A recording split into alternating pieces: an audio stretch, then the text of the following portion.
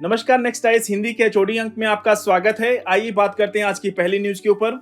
इस न्यूज को द हिंदू ने कवर किया था अपने पेज नंबर 14 पर और ये इंटरनेशनल रिलेशन के साथ साथ डिफेंस सेक्शन की न्यूज है जो जीएस पेपर 2 और जीएस पेपर 3 दोनों जगह ये शामिल होगी। न्यूज ये है कि 9 navies hold joint drills in strategic strait between Indian Ocean and the Pacific. Bharat सहित 9 इंडो पैसिफिक देश 16 से लेकर 24 जनवरी तक फ्रांस द्वारा आयोजित ला पेरोस नेवल एक्सरसाइज में भाग ले रहे हैं, जो कि रणनीतिक मलक्का, सुंडा और लोम्बोक जलडमरू मध्य में आयोजित किया जा रहा है।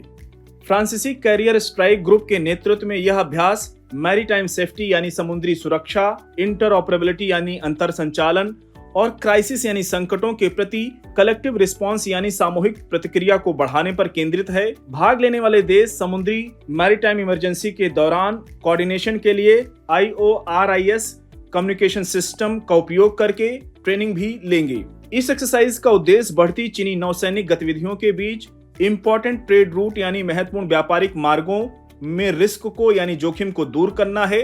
अगर आप इसकी लोकेशन को देखेंगे, इंडिया के मैप को अगर आप देखेंगे ध्यान से पूर्वक, तो ये जो यहाँ पे मलक्का स्ट्रेट है और इंडोनेशिया की तरफ बढ़ेंगे तो यहाँ सुंडा जल संधि है। एक बार इसकी लोकेशन को मैप पे जरूर देखिएगा, इंपॉर्टेंट है। देखिए, एक्सरसाइज के ऊपर यूपीएससी लगातार क्वेश्चन पूछता रहा है। मैं आपको दिखाना चाहूंगा यूपीएससी प्रीलिम्स 2024 में क्वेश्चन पूछा था। ये रहा 2024 होना चाहिए। यूपीएससी 2024 में ए सीरीज का क्वेश्चन नंबर 82 था। अभ्यास मित्र शक्ति 2023 के संबंध में क्वेश्चन ये था कि अभ्यास मित्र शक्ति 2023 के संबंध में निम्नलिखित में से कौन से कथन सही हैं। 4 कथन दिए गए थे, उनमें से कूट का प्रयोग करके उत्तर आपको बताना था। अगर किसी भी स्टूडेंट को पता होता कि यह अभ्यास भारत और बांग्लादेश के मध्य संयुक्त सैन्य अभ्यास नहीं था बल्कि ये श्रीलंका के साथ होने वाला अभ्यास है, अभ्यास मित्र शक्ति श्रीलंका के साथ होता है। अगर इस स्टेटमेंट को एलिमिनेट कर दें पहले को, तो उत्तर तक आप सही उत्तर तक अपने आप पहुंच जाएंगे बहुत आसानी से। ऑप्शन डी 2, 3 और 4। जो लोग कह रहे हैं कि एलिमिनेशन टेक्निक काम नहीं करती है, बहुत अच्छी तरीके से काम करती है। जरूरत है सही तरीके से अभ्यास करने की और सही उत्तर तक आप पहुंच जाएंगे। मतलब है कि इसका आरंभ औंध पुणे में हुआ, यह भी कथन सही है। आतंकवाद विरोधी अभियानों के दौरान संयुक्त प्रतिक्रिया इस अभियान का एक लक्ष्य था, यह भी कथन सही। चौथा, भारतीय वायुसेना इस अभ्यास का एक हिस्सा थी, ये कथन भी सही।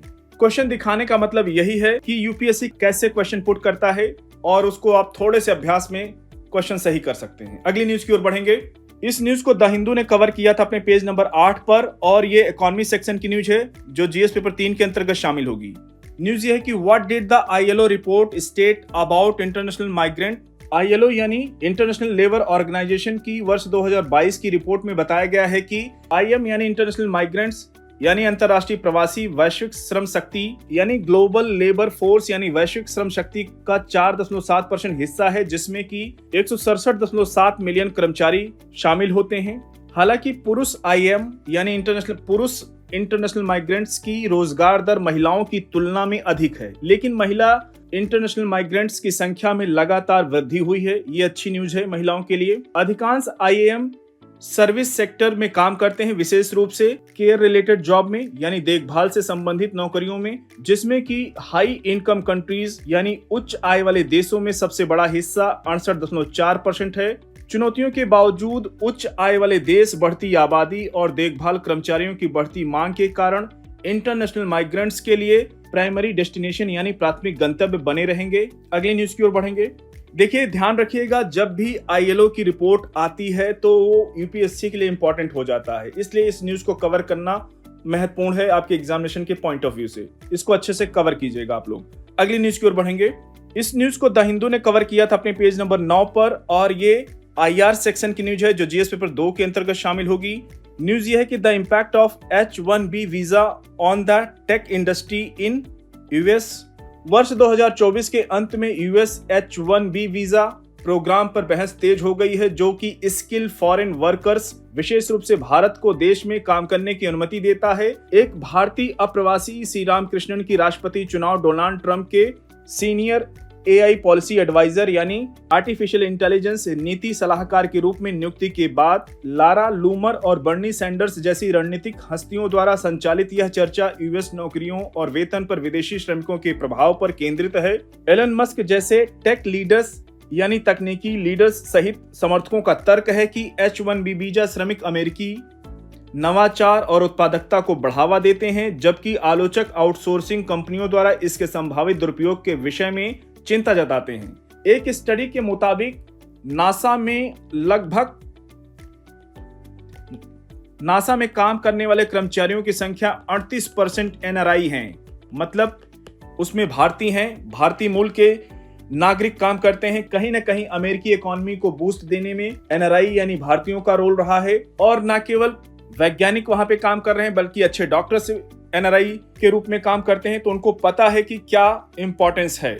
इसलिए H-1B वीजा हमेशा चर्चा में रहता है, और अध्ययनों से पता चलता है कि H-1 वीजा श्रमिक मूल वेतन यानी बेसिक पे और अमेरिकी आर्थिक विकास में सकारात्मक योगदान देते हैं, लेकिन कॉर्पोरेट हितों के बजाय व्यक्तिगत कौशल पर ध्यान केंद्रित करने के लिए इसके रिफॉर्म यानी सुधार पर जोर दिया जा रहा है। अब देखिए H-1B वीजा चर्चा में है तो इंपॉर्टेंट है। अगली न्यूज की ओर बढ़ेंगे। इस न्यूज को द हिंदू ने कवर किया था अपने पेज नंबर 20 पर। इन्वायरमेंट सेक्शन की न्यूज है जो GS पेपर 3 के अंतर्गत शामिल होगी।